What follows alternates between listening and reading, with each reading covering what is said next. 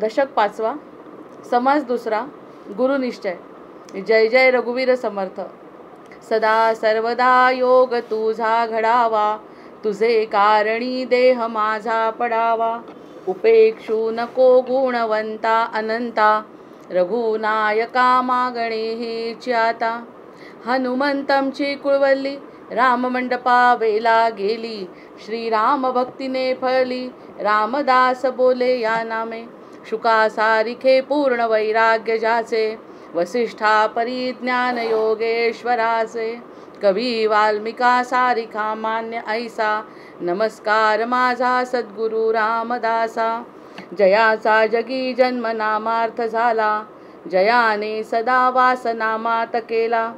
जयाच्या मुखी सर्वदा नाम कीर्ती, नमस्कार त्या ब्रह्मचैतन्य मूर्ती. नेत्राने गुरुराजमूर्ती आपुली, मी जे धवा पाहिली. तू विष्णू शिव तूच दैवत मला, तू तात तू माऊली. झाला भाव मनात या मग करू कोणास पाचारण. प्रल्हादा गुरुराजया नित तुम्हा, माझे असो वंदन. जय जय रघुवीर समर्थ. जय जय रघुवीर समर्थ.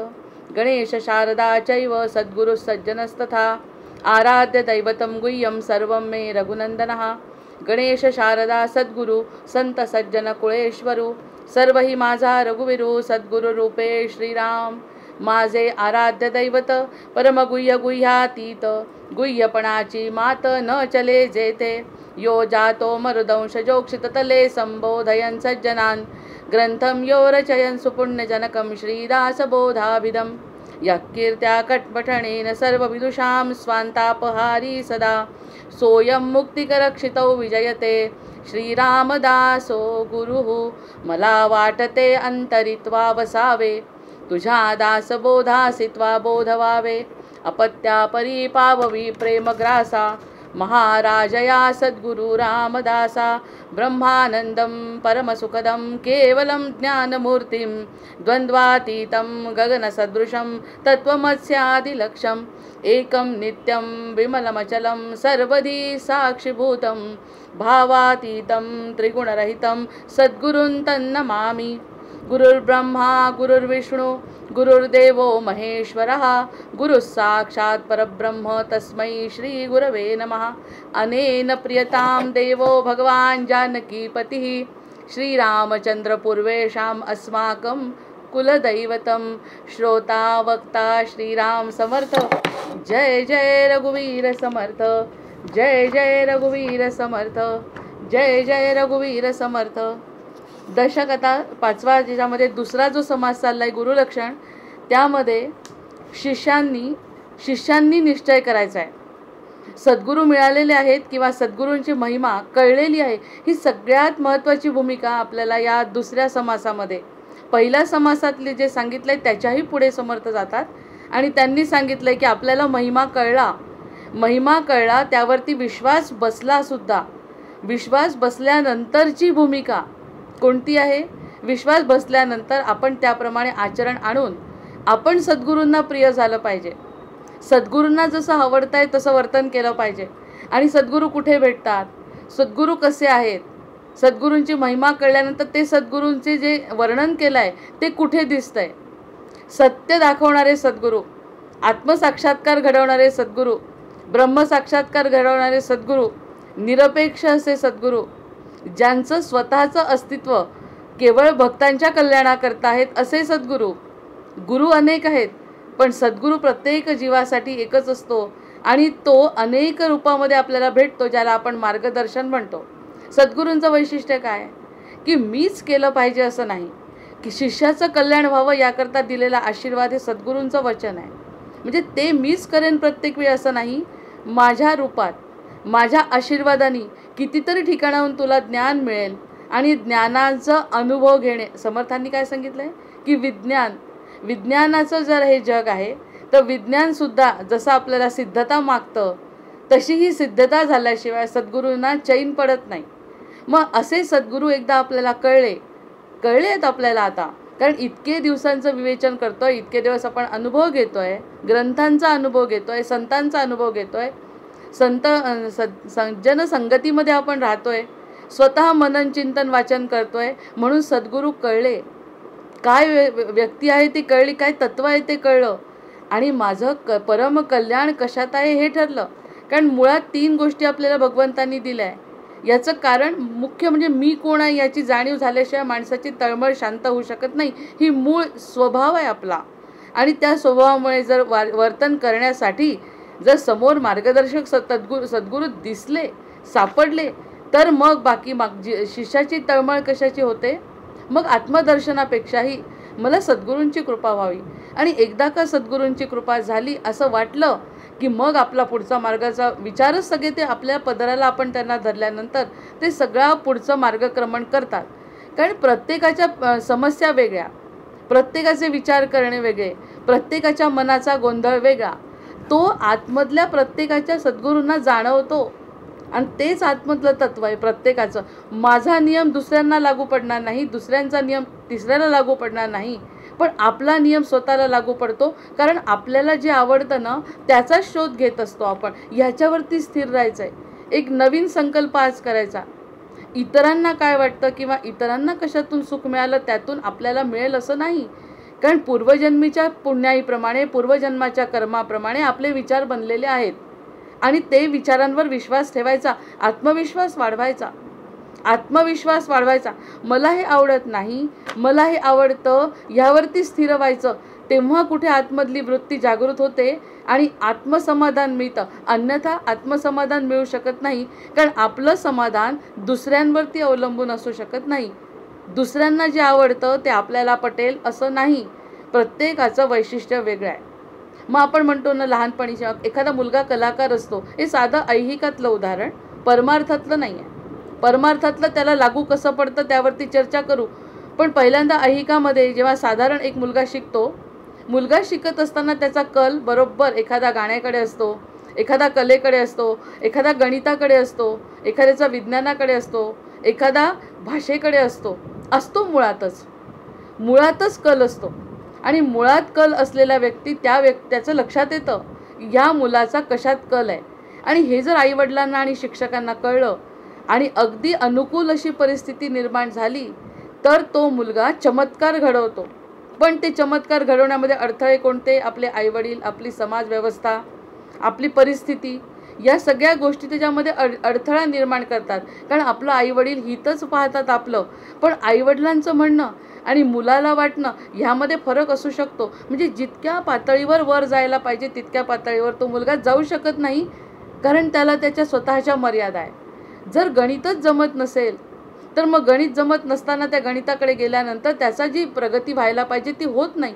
होते, प्रगती करतो तो, कारण आईवडिलांची पुण्याई असते. आईवडील त्याला शिकवतात, पैसा लावतात आणि त्याला तसं अनुकूल वातावरण निर्माण करतात, आणि तो मुलगा गणितामध्ये पुढे पण जातो.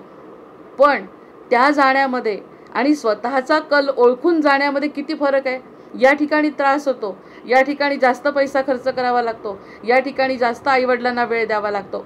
आणि उलट जर एखाद्या मुलाला कल आहे ती गोष्ट जर करायला दिली, आईवडिलांनी लक्ष देवो न देवो, आईवडिलांनी पैसा लावो न लावो, तो स्वतःच त्या गोष्टी मिळवत राहतो आणि त्यातून काहीतरी आपलं स्वतःचं मिळवत राहतो. आणि त्यातून जर आईवडिलांनी ओळखलं आणि त्यात जर त्याची प्रगती झाली तर तो कुठे जातो. आणि चमत्कार सचिन तेंडुलकरचं, लता मंगेशकरचं हे उदाहरण आहे तसे, की त्यांनी स्वतःला जे येतं त्याला डेव्हलप केलं आणि त्याला अनुकूल परिस्थिती मिळाली आणि त्यांनी चमत्कार घडवले, म्हणजे स्वधर्म जाणला. मग प्रत्येकामध्ये तो गुण आहे का? जर प्रत्येकामध्ये असता तर प्रत्येकजण लता मंगेशकर झाला असता आणि लता मंगेशकरांचं वैशिष्ट्य किंवा जे वेगळेपण आहे ते सिद्ध नसतं झालं. प्रत्येकजण वेगळं आहे. यासाठी दुसरं उदाहरण आपल्या हाताचे अंगठ्यांची, आपण जेव्हा आपण घेतो, अंगठा घेतात तेव्हा प्रत्येकाचा अंगठा वेगळा आहे. कसं शक्य आहे? करोडो लोक, इतके लोक आहे, प्रत्येकाचा अंगठा वेगळा कसा? ही कुशलता आहे आपल्या परमात्म्याची. मग प्रत्येक जण वेगळा आहे, तर याचं आणि माझं सारखं कसं असेल ह्यावरती विश्वास ठेवायला पाहिजे. मला जे प्रश्न पडतात ते इतरांना पडत नाहीत म्हणून गोंधळ होतो. किती लोक गुरूंना प्रश्न विचारतात, किती लोक मार्गदर्शकांना प्रश्न विचारतात आणि मार्गदर्शक म्हणतात यात विशेष काय आहे, हे तर असं समजायला पाहिजे. प्रत्यक्षात ते त्याचं स्पष्ट होत नाही, त्याचं कारण स्पष्ट होत नाही. मग असा जो प्रश्न पडतो तो प्रश्न कुठे सोडवला जातो? आतमध्ये सोडवला जातो आणि आतच त्याचा प्रश्न, आतच त्याचं उत्तर आणि आतलाच तो खुश होतो. इतरांशी खरंच त्याचा काही संबंध येत नाही आणि याचं हे जे सुख आहे आतलं, ते जर त्यांनी स्वतःचं ओळखलं तर तो चमत्कार करतोय म्हणे. अन्यथा हा चमत्कार घडणे नाही.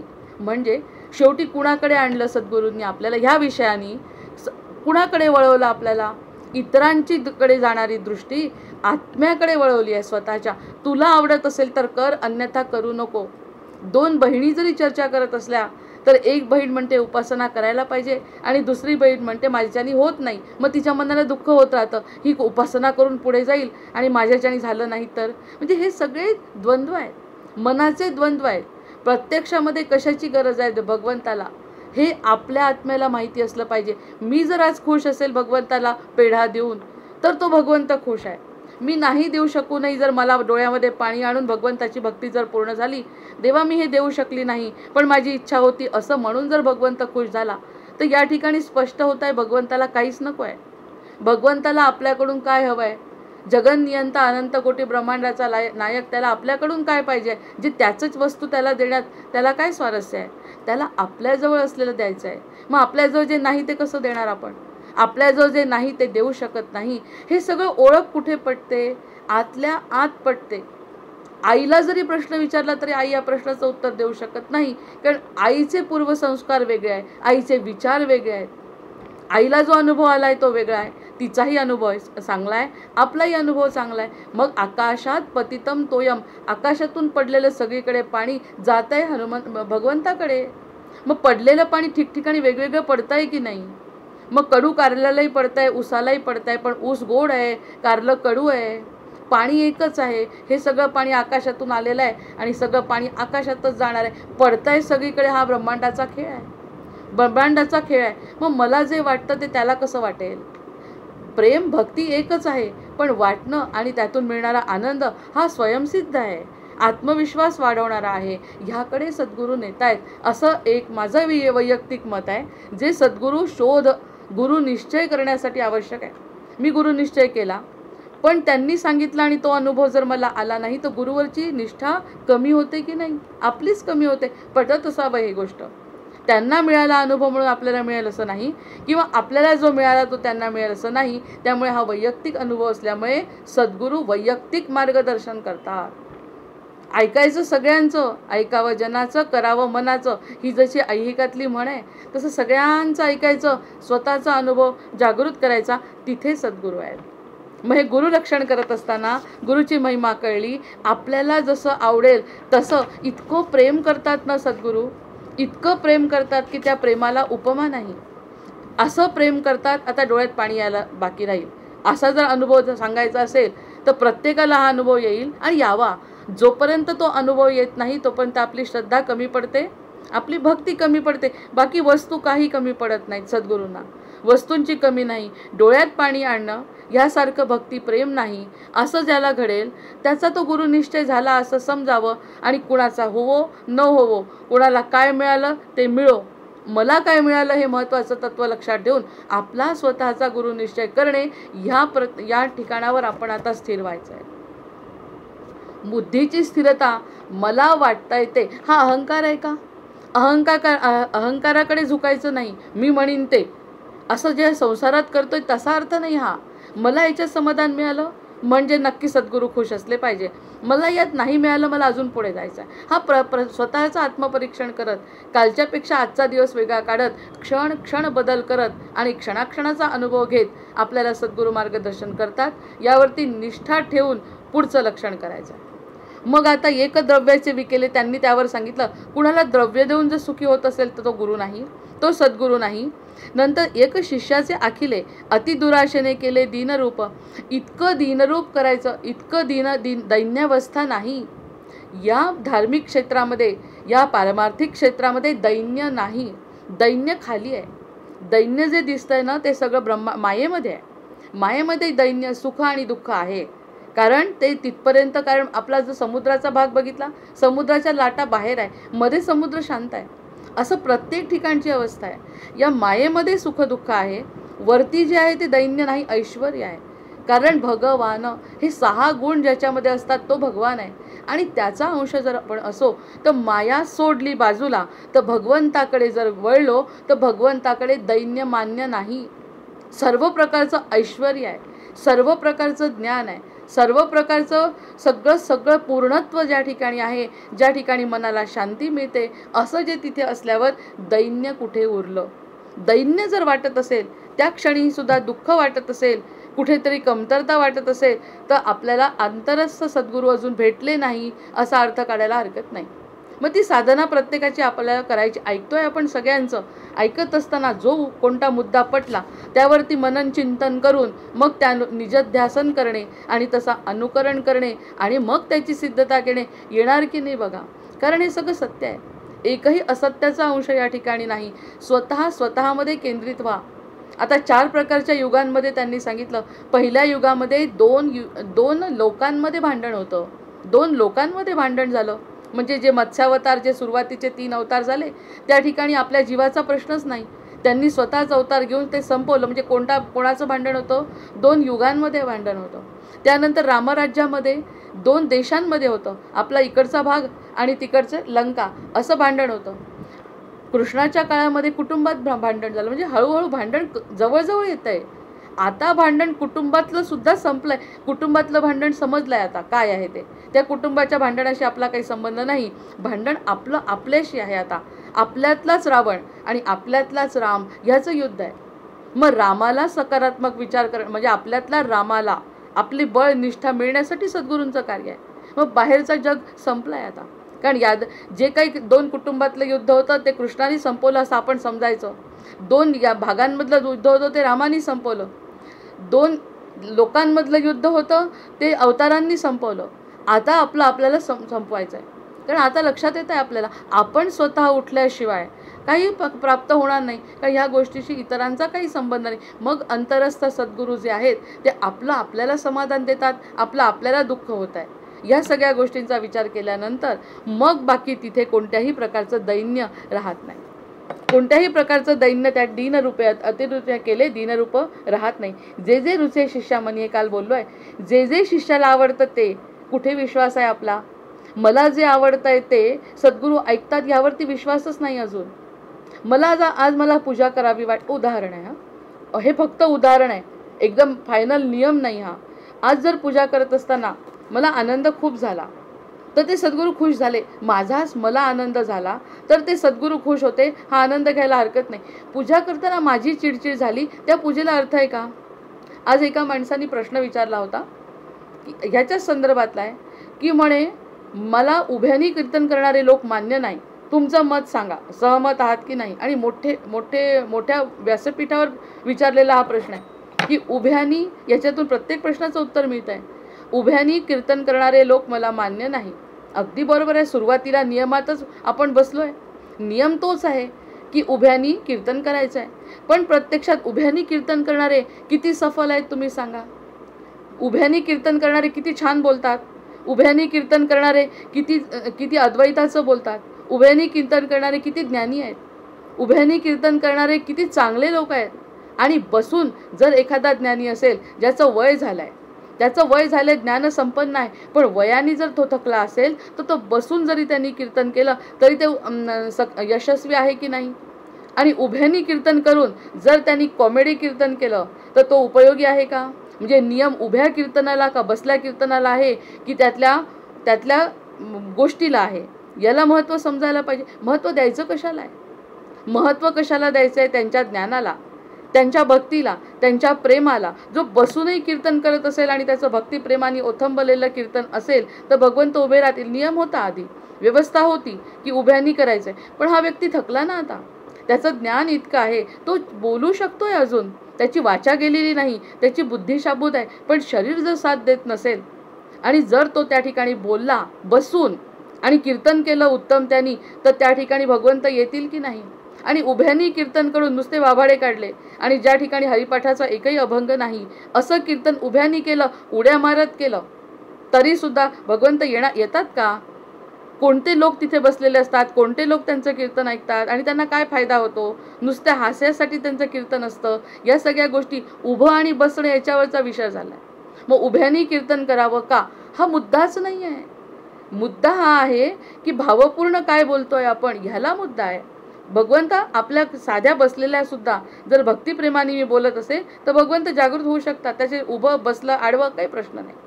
प्रेमानंद महाराज सांगतातच ना, झोपून तुम्ही नामस्मरण करा, भगवंत प्रगट होतील. मग भगवंताला व्यवस्था आवडते का प्रेम आवडतं? हे मुद्देच कसे मनात येतात लोकांच्या? कारण महत्त्वाचं ज्ञान जे आहे ना, ते ज्ञानाकडे आकर्षणच नाही आहे. नुसतं दिखावाकडे जर आकर्षण असेल, प्रदर्शनाकडे जर आकर्षण असेल तर दिसेलच असं, कोणते कपडे घातले, काय केलं, आणि उभी आहे, आडवी आहे, ती बाई आहे, तो पुरुष आहे, तो शिकलेला आहे, तो न शिकलेला आहे, असं काही आवश्यकता नाही. मग हे जर म्हणायचं असेल तर मग जे कोणी ज्ञान, तर मग त्यांनी जे जे रुचे शिष्यामनी, मग शिष्याच्या मनाला जे आवडतं ते भगवंत देतो, ह्यावरती विश्वास. नाही जमत आहे भाषण करणं, नाही बोलणं, नाही गाणं जमत आहे, कीर्तन सोडून दिलं आहे. जे मला आवडतं आहे ते जर केलं तर भगवंत त्या ठिकाणी आपण प्रगट करू शकतो. दगडामध्ये सुद्धा देवत्व येतं आहे जर आपली भावभावना तशी असेल तरी. मग मला जे आवडतं ते जर आपण केलं, प्रत्येक जीवानी फक्त त्याला जे आवडतं. याच्यासाठी एक आणखी छान उदाहरण आहे. हे जे सगळे प्राणी आहेत ना, त्यांचे जे भोग होते ना, त्या भोगांप्रमाणे त्यांना जन्म मिळाला. ज्या ज्या भोगांप्रमाणे ज्यांचे जसे पुण्य होते, पाप होते, तसा जन्म. हरणाला जन्म मिळाला, सशाला जन्म मिळाला. ससा सिंहासारखा वागत नाही आणि सिंह सशासारखा वागू शकत नाही. त्यांना बांधून ठेवलं आहे. जसं आपण एसटी जाते रस्त्याने, तर एसटी आणि प्रायव्हेट बसेस जेव्हा जातात, प्रायव्हेट बसेसला बंधन नाही, आडवे जातात आणि मग अपघात घडतात. एसटीचं बांधलेलं आहे सगळं, एसटीला सगळं बांधून ठेवलं आहे, तुला याच फक्त स्पीडने जायचं आहे, त्यामुळे त्यांचे अपघात कमी होतात. मग तसं ह्या प्राण्यांना सांगूनच ठेवलं आहे, ह्याच्या व्यतिरिक्त तू काही करूच शकत नाही. तू कधीही सिंहाला धक्का लावू शकणार नाही, हे तुझं प्राक्तन आहे. असं जर त्यांनी सांगितलं, तो तेच करतो आणि करायला लावतो भगवंत, कारण त्याला योनीच तशी मिळाली आहे. भगवंत करायला लावतो यावरती आता विश्वास बसेल की नाही आपला, की त्यांनी तसं कर्म केलं म्हणून ससा झाला. तो सिंहाला हात लावू शकत नाही. तो त्यांनी तसं कर्म केलं म्हणून तो सिंह झाला, आणि तो रागीट झाला, आणि तो क्रूर झाला, आणि तो सशाला खाणार. हे ठरलेलं आहे जीवनामध्ये. सगळं हे जे काही ठरलेलं आहे त्यांच्या त्यांच्या कर्माप्रमाणे ठरलं, आणि आपण ते बघतोय.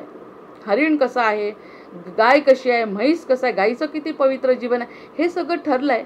काय होतं आहे त्यांनी, ते जे काही ठरलं आहे ते ठरलं. बिचारे प्राणी तरी मुक्त होतात, कारण त्यांना जे ठरलं आहे ना, ते त्यांच्या भोगल्याप्रमाणे त्यांना तसा जन्म मिळाला.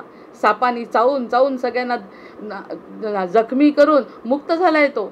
याचं कारण तो मुक्त करायला त्या जीवाला एकत्र आणलंय आणि तो मुक्त झाला. हे सगळे मुक्त होत आहेत आपल्या पुढे, पशु असून सुद्धा. झाडं मुक्त होत आहेत, कारण झाडांना जे काम दिलं स्वतः खायचं नाही. आंबा, इतक्या आंब्याने डवरलेलं झाड आहे, पण त्या झाडाचा एकही आंबा खात बसत नाही. तो उलट सगळ्यांना कारण जीवनच त्याचं देण्यासाठी आहे. नदीचं जीवन परोपकारासाठी आहे. हे आपल्याला दिसल्यावरती आपण करतो का तसं काही परोपकार? मन निदान आपल्याला आवडतं तसं जर केलं तर भगवंत प्रसन्न होतो, म्हणजे आपल्या जीवनाचं सार्थक झालं. पशु पक्ष्यांचं होतंय, गाढवाचं होतंय, शेळीचं होतंय, म्हशीचं होतंय, गाय तर झालीच आहे. गायसुद्धा मुक्त होते, कारण तिला जे काही दिलं आहे ना, बांधून ठेवलं आहे ना जीवनामध्ये, ते मुक्त. आपण तिच्यापेक्षाही जर दरिद्री आहोत, जर आपल्याला हे कळलं नाही तर. आपल्याला बुद्धी कशासाठी दिली? आपलं पापपुण्य जास्त, पुण्य का जास्त झालं? पुण्य जास्त झाल्यामुळे मानव देह मिळाला, आणि त्याहून जास्त पुण्य झालं म्हणून सद्गुरू मिळाले. त्याहून जास्त पुण्य झालं, ही अक्कल शाबूत आहे. मग ह्या सगळ्या गोष्टी जर आपल्याला यांच्या व्यतिरिक्त आहे, तर त्यांचं बांधलेलं जीवन आणि आपलं जे न बांधलेलं जीवन आहे सारखंच. न बांधल्यामुळे आम्ही पशुसारखं वागायचं, आणि पशु बांधलेले आहेत म्हणून ते या जन्मी येतात आणि मुक्त होतात. पण आपण मुक्त होत नाही, पुन्हा जन्म घेतो, आणि आपल्यातल्या चुकांमुळे पशूंची योनी मिळते असं समर्थ म्हणतात. म्हणजे पुन्हा ते पशुसारखं जगा आणि मुक्त व्हा. म्हणजे आपले जे पापपुण्य आहे त्याच्या हिशोबाप्रमाणे मग आपल्याला म्हणतात ना, गेल्यानंतर हिचा जन्म कोंबडीचा, याचा जन्म डुकराचा, असं लिहून येतं काहीतरी आपल्या पत्रिकेमध्ये. मग हे सगळं जर होत असेल म्हणजे आपली चूक आहे ना. मिळाला होता नरदेह, पण आपण प्राप्त केला नाही, आणि उलट हे म्हणतात तुमच्या मनात जे आहे ते भगवंत देतात. किती मोठी टिप मिळाली आज आपल्याला, आपल्यासाठी. मी हा विचार केला नव्हता, पण जेव्हा आपण शिष्यामनी असं म्हणतो तर शिष्याचं सगळं ऐकतात, आणि त्यातही ते तुम्हाला योनी देतात. निदान या योनीत तरी मुक्त व्हा, पशु योनीत का असे ना, आपण गाढवाला वाईट म्हणतो, पण गाढव मुक्त होत आहे म्हटल्यावर वाईट वाटतं आपल्याला. अरे गाढवापेक्षा पण मी कमी झाले ना जर मी मुक्त होऊ शकली नाही तर. कारण तो भोगून मुक्त होणार आहे. आपल्याला भोगण्यापेक्षा भक्ती करून मुक्ती मिळते. मग हे जे मग आपल्या मनाला आता पक्का विचार करायचा की आपल्याला काय आवडतं, आपण मूळ कसे आहे, आपल्याला काय जमतंय आणि कशामुळे आपण इतरांपेक्षा वेगळे आहोत. हे तर सतत आपले लोक शिकवत असतात की तुम्ही काहीतरी वेगळे आहात. जसा आपला अंगठा प्रत्येकाचा वेगळा आहे तसा प्रत्येक जण वेगळा आहे. फक्त आपल्याला आवडेल ते करायचं आहे. स्वैराचार नाही करायचा. याच्यातून पुन्हा पुन्हा सांगते, स्वैराचारावर भर नाही. फक्त मला आवडते त्यामध्ये मन रमवलं, ती संधीचा फायदा घेतला तर शिष्याच्या मनातलं पूर्ण करण्याचं जाणणारे सद्गुरू आहेत. आणि ते सद्गुरू आपल्याला तसं मार्गदर्शन करतात. असे आपल्यापैकी कितीतरी लोक हा अनुभव सांगू शकतील की हो, मला जसं आवडतं तसंच बरोबर मार्गदर्शन मिळतं असं म्हणणारे आपल्यामधलेच लोक सापडतील. मग असा फायदा, असे डोळे उघडल्याबरोबर मग समर्थांची वचनं स्पष्ट दिसायला लागतात. जोपर्यंत मायेचा पगडा आहे, त्यापेक्षा मायाचा शब्द दूर राहिला, मायाबद्दल सध्या बोलूच नाही. जोपर्यंत बुद्धी चुकीचं सांगते आपल्याला, जे काही बुद्धी बोलते ते खरं आहे, बुद्धी आपली शत्रू आहे. आधी बुद्धीला बाजूला करायचं, मनाला पटवायचं आणि म्हणायचं बुद्धीला असं वागायला लाव, मला हे आवडतं हे मी करणार, बुद्धीचं मी ऐकणार नाही. मग जेव्हा आपल्याला सगळं चांगलं मिळतं ना, मग बुद्धी म्हणते मी होती ना म्हणून हे शक्य झालं. हो, नंतर म्हणू द्या, कोणालाही क्रेडिट घ्यायचं घेऊ द्या, पण मी तुझं आता ऐकणार नाही. क्रेडिट घ्यायचं घे तू बुद्धीला म्हणायचं. जसं भीष्मांनी म्हटलेलं आहे, मला जी बुद्धी आहे, मुलगी आहे ना, ती तुला दान देणार आहे. ती मुलगी म्हणजे त्याची बुद्धी, ती बुद्धी श्रीकृष्णाला देणार आहे. बुद्धी श्रीकृष्णाला द्यायची आहे, आपलं मन श्रीकृष्णाला द्यायचं आहे, आपलं भक्ती श्रीकृष्णाला द्यायची आहे. तेच फक्त भगवंताला पाहिजे, बाकी काही नाही. मग हे जर देऊन, हे दिल्यावर मग त्यांनी आपल्यासमोर जी परिस्थिती आणली त्या परिस्थितीत आनंदी राहिलं तर मग ते शिष्याचं मार्गदर्शन झालं, आपोआप झालं.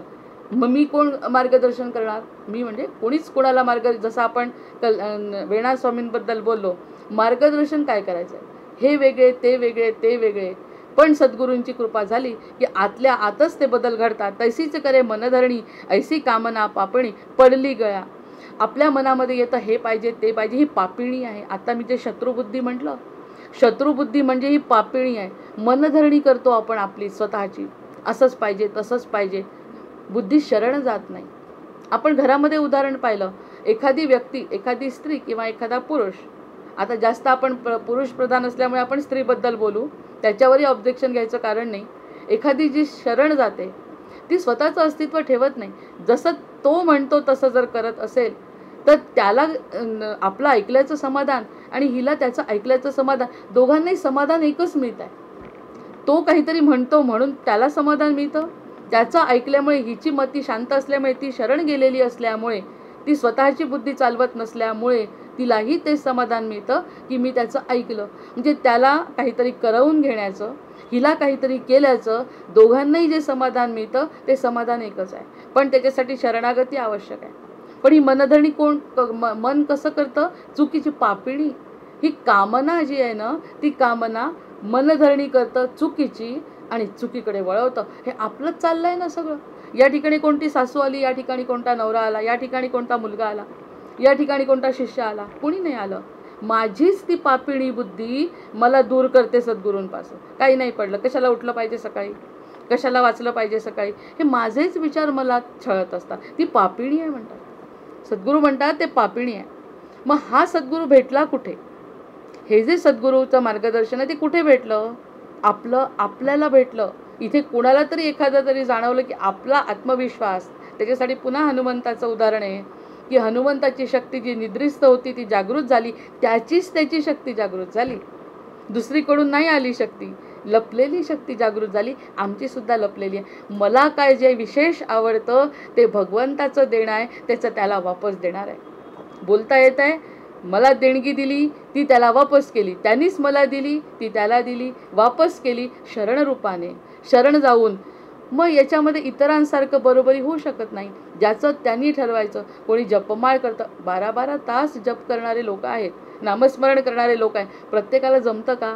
पण प्रत्येकजण मुक्त होत आहे म्हणजे व्यवस्था वेगळी आहे, अवस्था एक आहे. व्यवस्थेमध्ये फरक आहे, अवस्था मनाची एकच आहे. ज्याची जशी अवस्था तशा रूपामध्ये भगवंत येतात आहे. बाकी ही मनाची जी कामिणी आहे, पापिणी आहे ना, तिला बाजूला करायचं. ही पापिणी मग कुठे? रामाच्या वेळी रामाच्या वेळी रावण, कोणातर व्हिडिओ, रामाच्या वेळी रावण पापरूपात होता आणि कृष्णाच्या वेळेस त्याचं कुटुंब होतं, म्हणजे कौरव आणि पांडव. आता ही पापिणी आपलीच आपल्यामध्ये आहे, आपल्याला आपलं कल्याण करायचं आहे. इतकं छोटं झालं आहे कलियुगामध्ये आता. असा फरक आहे. हळूहळू 4 युगांमध्ये होत होत होत खूप बदल झाले. आयुष्यमान कमी झालं, त्यानंतर परिस्थिती बदलली आणि आता इतरांमध्ये भांडण करण्याचं काही कारण नाही. आता आपलंच भांडण आपल्याशी करायचं. आता भांडण न होता संवाद करायचा आपला आपल्याशी आणि त्या संवादातून भगवत प्राप्ती करून घ्यायची. अन्यथा याला समर्थ कामिणी म्हणतात, पापिणी म्हणतात आहे. कामनेला पापिणी म्हणतात आहे. पडली गळा, आमच्या गळ्यात पडली. दिसली की नाही आता आपल्याला ही पापिणी जर आपल्याला दिसली तर सद्गुरू सापडले. ही पापिणी आपल्याला समजली की सद्गुरू सापडले. असा प्रकारचा तो भाव आहे. नंतर जो गुरु भीड सारू तो अधमाहून अधम थोरू, चोरटा मैंद पावरू, द्रव्य भोंदू. थोडे वाईटाकडेच जात आहेत समर्थ आणखी, कारण त्यांच्या मनाला समाधान होत नाही आहे की कोण खरं आहे ते यांना कळतच नाही अजूनपर्यंत. ते काय म्हणतात? जो गुरु भीड सारू, ज्याच्या मनात भीड आहे, ह्याला हे आवडेल का, त्याला ते आवडेल का, माझ्या शिष्याला हे मी सांगितलेलं पटेल का, ही भीड आहे मनामध्ये. काय भीड असायला पाहिजे? आपण आपल्या सद्गुरूंच्या जवळ गेल्यावर भीड मला पाहिजे का सद्गुरूंना पाहिजे? प्रश्न महत्त्वाचा आहे. शिक्षक, समजा आपण शिकतोय, शाळेमध्ये विद्यार्थी आहे आणि विद्यार्थी आणि शिक्षकांच्या जवळ जर गेला तर यायला कुणाला पाहिजे? शिक्षकाला का विद्यार्थ्याला? अर्थात शिक्षकाला यायला पाहिजे. विद्यार्थ्यांनी प्रश्न विचारायचा, शिक्षकांनी उत्तर द्यायचं. उलट जर घडत असेल, बरेचदा आजकालच्या शिक्षकांना विद्यार्थी समजावून सांगतात, कारण गुगलमध्ये वाचलेलं असतं आणि शिक्षकांनी ते वाचलेलं नसतं आणि विद्यार्थी शिक्षकांना समजावतात. मग हे बरोबर आहे का? मग ते भीड सारू गुरु आहेत. ते कोण आहे? चोरट. मी त्याच्यावरती बोलते की जर शिष्यांना आवडेल असं गुरु बोलत असतील तर ते कल्याण आहे का? आता मला ना, आता यावेळी चहा प्यायचा आहे. लहान मुलगा म्हटला, 4 वर्षाचा मुलगा, 3 वर्षाचा मुलगा सारखा चहासाठी हट्ट धरतोय आणि चहासाठी हट्ट आजकाल सगळे पितात. पण समजा त्यांनी हट्ट दिला आणि आईने ते मान्य केलं आणि आजीने पण त्याला म्हटलं, अगं प्यायलाच पाहिजे, तो तेवढं तर पितोय, कमीत कमी पिऊ दे करत तो अगदी चक्क चहाबाज होतो. मग प्रेम आहे ना त्यांचं, प्रेमातूनच त्यांनी चहा प्यायला लावलाय त्यांना. पण तो चहा पित असताना त्या मुलामध्ये काय बदल झाले? त्याचे दात गेले का? जे काही त्यांचे दुष्परिणाम इतके लहानपणापासून व्हायचे ते झाले. तर दोष कुणाचा? त्या मुलाचा. मुलाला कान पकडून बाजूला नेणे, त्याला दुसऱ्यामध्ये गुंतवणे, चहापासून त्याला दूर ठेवणे, त्याच्यासमोर आपण चहा न पिणे, आपण चहा बंद करणे, काहीही करणे, पण त्याला चहा न देणे, त्यांनी जे काही वाईट मागितलं ते न देणे. ही जबाबदारी त्याची का आपली? आई वडिलांची का त्याची? त्या मुलाला काय कळतंय? मग शिष्याला काही कळत नाही. मला नाही केलं तर चालेल का? मी असं केल्याने माझं होईल का? हो तसं चालेल ना. भीड. त्या गुरुला जर भीड असेल तर तो सद्गुरू कसला? नाही. हे म्हणजे हे समर्थ तर किती कडक आहेत. हे म्हणजे हे आता त्याला कठीण वाटतंय, पण हे कठीण पुढे जाऊन त्याचं किती कल्याणाचं आहे हे सद्गुरूंना माहीत आहे. आणि जर ज्या गुरुला भीड असेल तो काय आहे? तो अधमाहून अधम थोरू. तो अधमापेक्षा अधम आहे, कारण तो त्याचं नुकसान करतोय. जशी आई मुलांचं नुकसान करते, झोपू दे बेटा, झोप झोप झोप. आणि इतकं छान वाटतं, प्रेमाने बोलतो ना, आईसारखी प्रेमळ कोणी नाही. पुढे मुलगा तो म्हणतो, आई मला का झोपू दिलं? मी जरी तुला म्हटलं म्हणजे दोषही येतो आणि नुकसानही आहे. सगळ्या दृष्टीने आई आपली अयशस्वी ठरते. प्रेम असूनही काय फायदा? प्रेमाला विवेक पाहिजे ना, प्रेम आणि भक्तीला विवेक पाहिजे.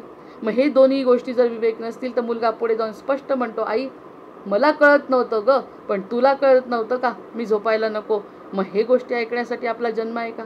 मग सद्गुरू म्हणतात, मला माहिती आहे ना तुझं कल्याण कशात आहे, फायनल आहे एकदम, यामध्ये कोणताही शंका नाही. तुझा जन्म फक्त स्वकल्याणासाठी झाला, तुझा जन्म फक्त भगवंताला बघण्यासाठी झाला. साध्या शब्दात सांगायचं म्हणजे तुझा जन्म फक्त आनंद प्राप्तीसाठी झाला आणि त्यासाठी दुःख निवृत्तीचं कारण मी आहे.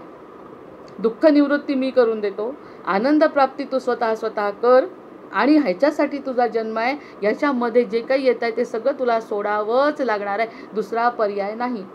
असं जो सांगतो तो सद्गुरू. अन्यथा हा भीड सारू जो गुरु आहे ना, तो अधमाहून अधम थोरू, चोरटा मैंद पामरू, द्रव्य भोंदू.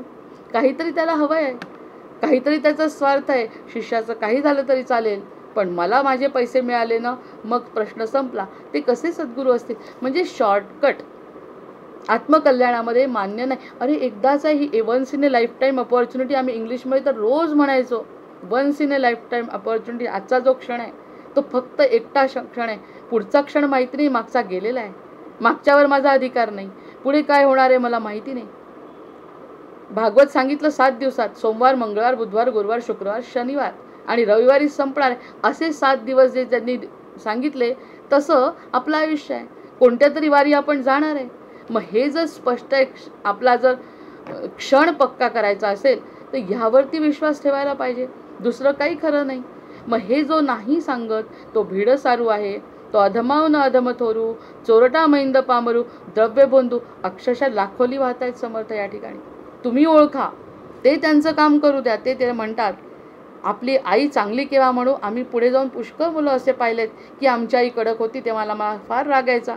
आमचे वडील कडक, आम्हीच म्हणतो आमचे वडील कडक होते, इतका वाईट वाटायचं, राग यायचा. पण असं वाटायचं ते होते म्हणून आम्ही थोडंफार जे काही करतोय ते करतोय. अन्यथा प्रेमापोटी जर असं केलं असतं तर नुकसान आमचं निश्चित झालं असतं. ज्या वयात जे करायला पाहिजे ते आम्ही नसतं केलं. कारण कोणाला करावं वाटतं अभ्यास, आणि कोणाला या भानगडीमध्ये राहावं वाटतं की मला काहीच नाही करायचं, खेळायचं नाही आणि नुसतं काहीतरी विशेष करायचं. कुणाला नाही आवडत. त्यावेळी राग येतो. मग ती कडू गोळी खाल्ल्याशिवाय असं थोडंसं ज्ञानाचं अमृत आपल्याला मिळत नाही. मग हे बाकीचे जे करत नाहीत ना, त्यांना म्हणायचं की ते सगळे चोर आहेत. आपल्याला चोराकडे जायचं नाही आहे, आपल्याला सद्गुरूंकडे जायचं आहे. जो वैद्य दुराचारी आणि जो दुराचार करतो, जैसा वैद्य दुराचारी. पाहतोय आपण वैद्य दुराचारी. समर्थांनी काय आधीच बघितलं होतं की काय माहिती नाही. तिथे गेल्यानंतर तपासणी करतच नाही, नुसते आपले पैसे खर्च करायचे. त्यांना आचार वगैरे माहिती नाही. शिकलेले असून काय फायदा? 10-10 वर्ष तुम्ही आयुष्याचे घालवले आणि तुम्हाला एवढं ज्ञान नाही नाडीचं. हे जर ज्ञान नसेल तर तुम्ही वैद्य कसे म्हणवता? असे दुराचारी. एखाद्या शिक्षकाने आमच्या वेळेस एक शिक्षिका होत्या, अगदी घरच्यासारख्या जवळच्या, म्हणजे सिनियर कॉलेजला शिकवणारी. आणि तिला काहीतरी द्वंद्व समास म्हणजे काय? द्वंद्व समास भाषेचा पहिला घटक आहे. समास, अलंकार हे भाषेचं पहिलं लक्षण आहे की अलंकार शब्द शिकले की अलंकार भाषेसाठी बोलते. मग हे सगळं शिकवणं आवश्यक आहे ना त्यांना. मग हे समास काय आहे? एका मुलाने प्रश्न विचारला, एका मुलीने, की समास म्हणजे काय? ऐकू आलं नाही की मुद्दाम केलं की खरंच ज्ञान नव्हतं, माहिती नाही. म्हणाली मी विचार करून सांगते, मला 2 दिवस दे.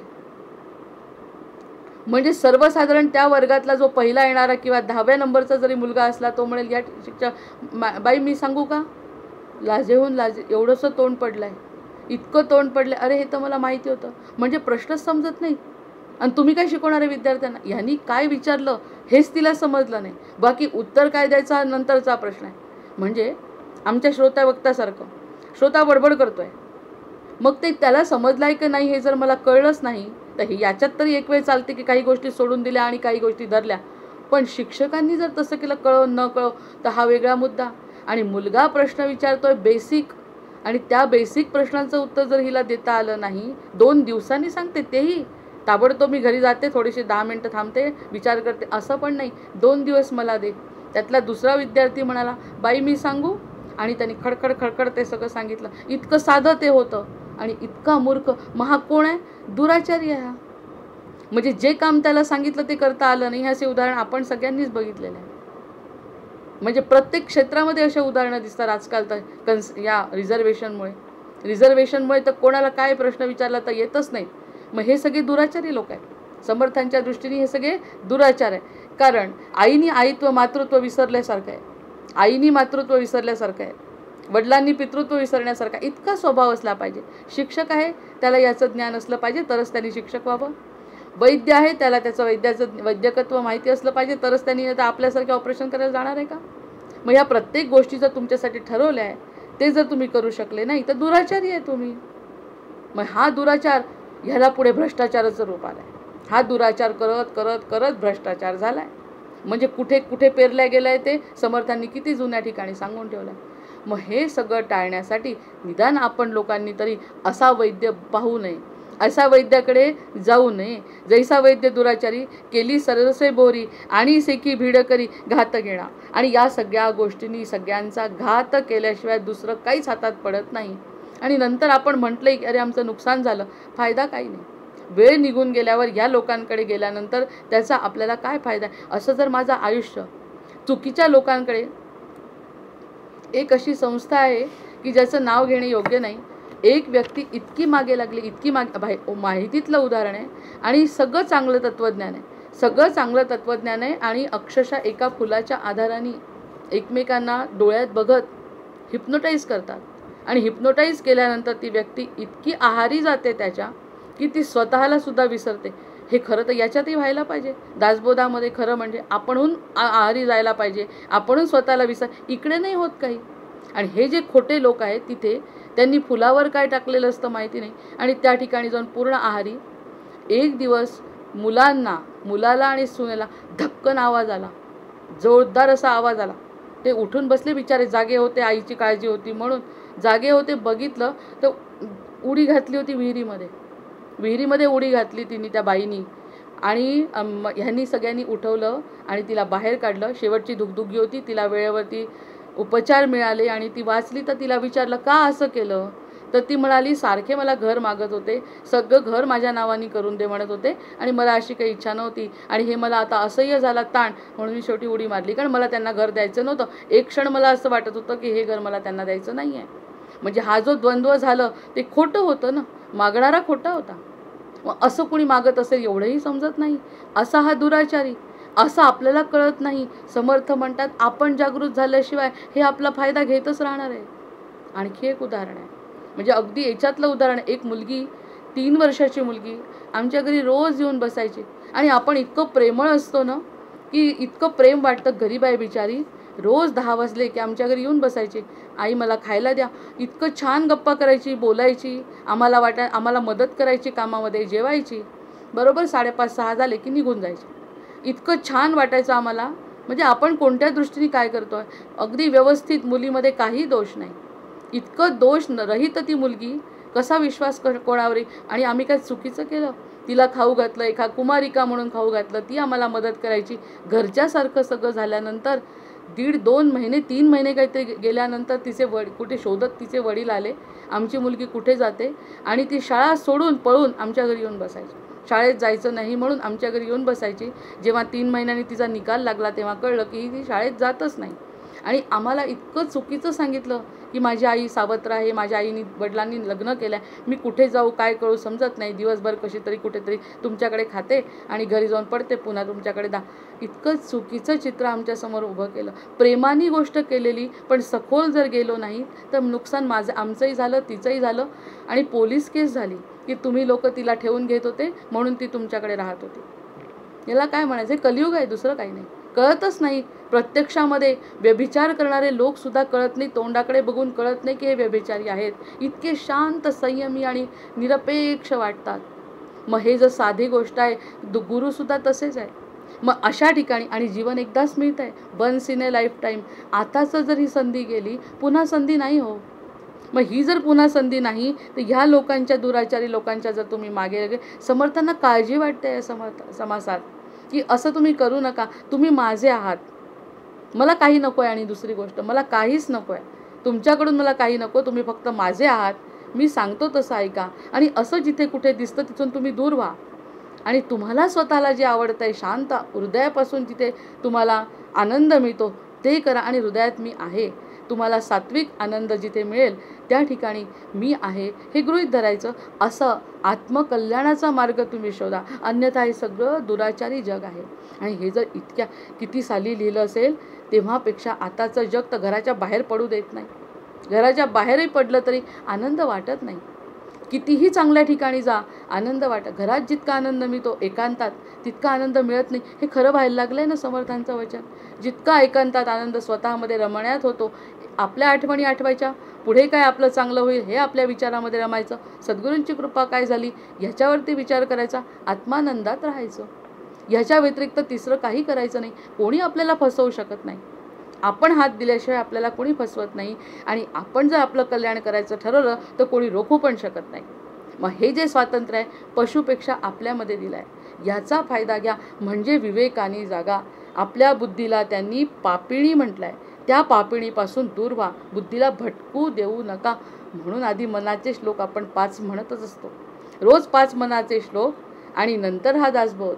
आणि हे वाचत असताना या सगळ्या गोष्टी समर्थांनी किती क्रमाक्रमाने पुढे नेल्या आहेत. असा विश्वास किती प्रेम असेल हो. या ठिकाणी विचार करा, समर्थ किती तळमळत असतील जेव्हा ते कल्याणाला सांगत असतील लिही, तेव्हा त्यांच्या मनात असेल माझे लेकरं किती त्रासात राहणार आहे पुढे, यांचा हा सगळा त्रास मला घालवायचा आहे आणि हे असे वागणार ते तसे वागणार, हे असा कलियुगाचा महिमा आहे, तसं करणार, असं करायला नको. त्यांनी फक्त एकदा दासबोध वाचावा, अनुभव घ्यावा आणि तृप्त व्हावं. किती किती परमकल्याणाची त्यांची अपेक्षा आहे. तैसा गुरु नसावा, असा गुरु नसावा. अशा गुरूंना पाप आहे, पण त्यांचा पाप आपल्याला काय करायचं आहे. जेव्हा एखादा अपघात घडतो, आपली चूक नसते, तो करणारा अपघात करतो, पण नुकसान दोघांनाही होत आहे ना. मग तो चुकला, पण तो चुकल्यावरती नुकसान आपलंही पण होत आहे ना, कारण आपण त्याच्या मागे लागलो. असा गुरु नसावा. त्यांनी करू नये हा त्याचा प्रश्न आहे, आपण त्याच्याकडे जाऊ नये हा आपला प्रश्न आहे. गुरु निश्चय आहे माझा, मी त्याच्याकडे म्हणजे कोणत्याही विचारांनी भारावणार नाही, त्याच्या कोणत्याही आचरणांनी मी भारावणार नाही.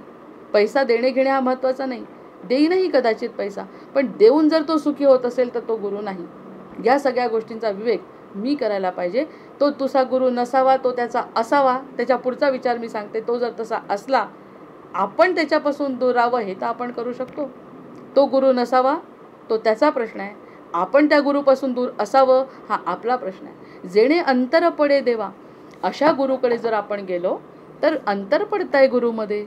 मग गुरुमध्ये अंतर, देवामध्ये अंतर पडताय. जितकं जितकं तुम्ही चुकीच्या मार्गाने जाल, उलटा टर्न आहे ना, उलटीकडे गेल्यावर सरळ कसा जाणार आहे मार्ग. त्यामुळे त्या मार्गाने जर तुम्हाला हायवेने जायचं असेल तर टर्न घेतला तर तुम्ही हायवेवर कसे जाल.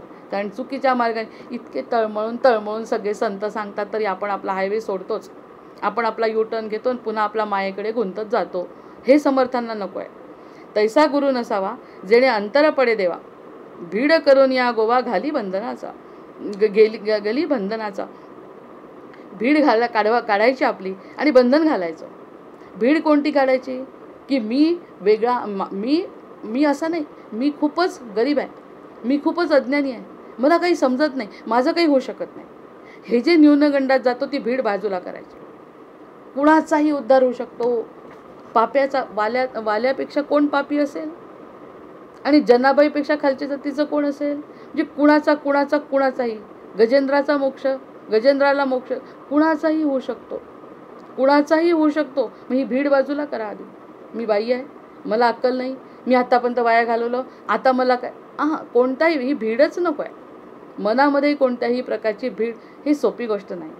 आम्हाला एकदा याच्यामध्ये शिकवलं होतं की सगळ्यात महत्त्वाचं कोणती असेल, सेल्फ रिअलायझेशनसाठी, स्वतःला ओळखण्यासाठी एक अतिशय महत्त्वाची गोष्ट आहे, ती म्हणजे स्वतःला क्षमा केली पाहिजे. सोपं आहे का स्वतःला क्षमा करणे. किती चुकली करत चुकीतच करत राहायचं का पुन्हा. नाही, चुकल्यानंतर मी माझी क्षमा केली, आता मी चुकणार नाही, हे स्वतःला पटवायचं आणि पुढे जायचं. ही क्षमा सगळ्यात महत्त्वाची आहे सेल्फ रिअलायझेशनसाठी. आणि सेल्फ रिअलायझेशन म्हणजेच आत्मसाक्षात्कार.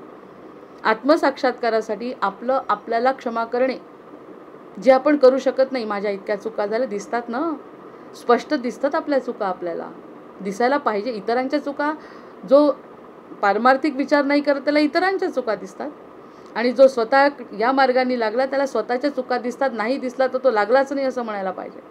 आणि सांगायची गरज नाही कोणाला की माझं हे चुकलं, माझं ते चुकलं, काही बोलायचीच गरज नाही आहे कोणाला. माझं हे चुकलंही नाही आणि मी खूप छान आहे असंही नाही. माझं चाललं आहे, द्वंद्व माझं चाललं आहे. आणि मग ते म्हणतात आहे की बंधन कोणतं घालायचं. मग त्यांनी म्हटलं आहे की भीड करून या, भीड जी आहे मनातली ती दूर करायची आणि घाली बंधन स्वतःला घालायचं. क्षमा माझी मला केलेली आहे आणि माझंच बंधन मला आहे, आता ते पुन्हा चुकणार नाही, एवढं करायलाच पाहिजे ना. जर मी माझी क्षमा केली तर पुन्हा ती चूक केली नाही पाहिजे ना. हा तर अगदी सततचा नियम आहे की जर तुम्हाला चूक झाली हे कळलं, ही खूप मोठी गोष्ट आहे. चूक कळल्यानंतर दुसरी गोष्ट म्हणजे आपल्याला क्षमा केली. क्षमा केल्यानंतर तिसरी आणिक महत्त्वाची गोष्ट आहे ती म्हणजे मी ती गोष्ट पुन्हा नाही केली. किती मोठी गोष्ट झाली ही. याच्यामध्ये आपले सद्गुरू आपल्याला मार्गदर्शन केलं, आपल्यातलाच बदल आपल्याला दिसला, आपल्या चुका दिसल्या, आपण क्षमा केली, आपण पुढे गेलो, आपल्या दुःखावर मात करून आपण पुढे गेलो. याचा संबंध कुणाकुणाशी आला? माझ्या अंतरात्म्याशी, माझ्या सद्गुरूंशी. बरं, याच्यात झालेला बदलही इतरांना सांगण्याची गरज आहे का? नाही. ते इतरांना जाणवतं. अरे काल मला असं वाटलं ही बाई चिडेल, ही बाई माझ्यावर रागवेल, किंवा ही बाई काहीतरी अशी प्रतिक्रिया देईल असं वाटलं, पण यावेळेस दिलेली दिसत नाही. असं एकदा घडल्यावर नाही लक्षात येणार. 10 वेळा जेव्हा घडेल, अरे काहीतरी बदल झाला आहे, मग तो म्हणेल अरे काहीतरी बदल वाटतोय, तेव्हा सांगायचं हो मी माझं स्वतःला समजवलं आहे. मग याच्यावरही जास्त चर्चा कर. हे जे आहे ना ते सगळे बंधनं स्वतःला घालणे. त्यांनी इतकं डिटेल दिलं नाही, पण आपण मनुष्य आहोत, आपण अगदी साधारण माणसं आहोत. ही घटना प्रत्येकाच्या जीवनात घडत असते. त्यामुळे आपलं जेव्हा आपण स्वतःला सांभाळतो आणि इतरांनी सांगितलेल्या सूचनांचा सुद्धा आपण स्वीकार करतो, ते बंधन आपलं आपल्याला आहे. आणि आपल्याला घातलेल्या बंधनाचा जो आनंद आहे ना, तो आनंद शब्दात व्यक्त करता येत नाही. असं शब्दातीत अनुभव समर्थांना अपेक्षित आहे. आणि हा शब्दातीत अनुभव दुसऱ्यांशी येत नाही. त्याला कितीही सांगितलं मी बदलली तरी तो माझं कौतुक करेल, तरी त्याला तो माझा अनुभव येणंही शक्य नाही. मला जो अनुभव आहे तो त्याला येणे शक्य नाही.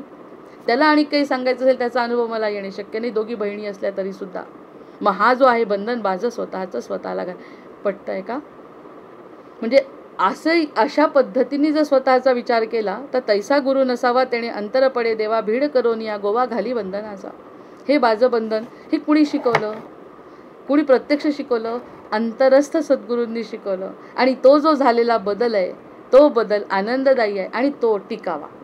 आता जर तो बदल झाला तर तो तसाच टिकावा. आणि त्यानंतर त्याच्यामध्ये पूर्वीची चूक झाल्यानंतर मला कळलं आहे की ती चूक केल्यामुळे पुन्हा पश्चात्तापाची वेळ येते. मला तर असा स्वतःचा अनुभव एक सांगा वाटतो की जो माझा मुलगा आहे, अगदी खरंच सुपुत्रच म्हणावं लागेल त्याला, तो मला म्हणतो असं कोणतंही कार्य बोलू नये आणि करू नये ज्यांनी पुढे आपल्याला पश्चात्ताप होईल.